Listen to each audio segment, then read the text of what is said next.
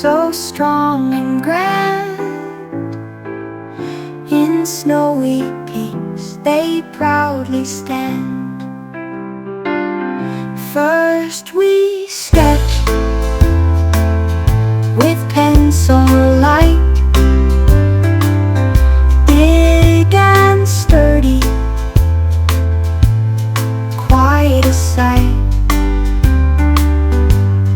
Curved horns and a shaggy coat.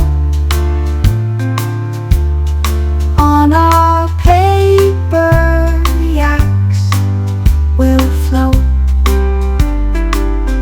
Next we paint with colors deep, brown and gray, their fur to keep. A splash of white for snowy ground. In our picture yaks abound. Now we color shades so bold, warm and woolly against the cold.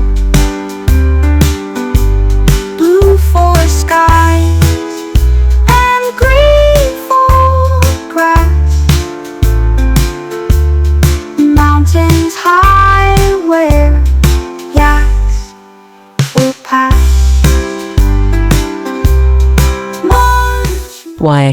Yak.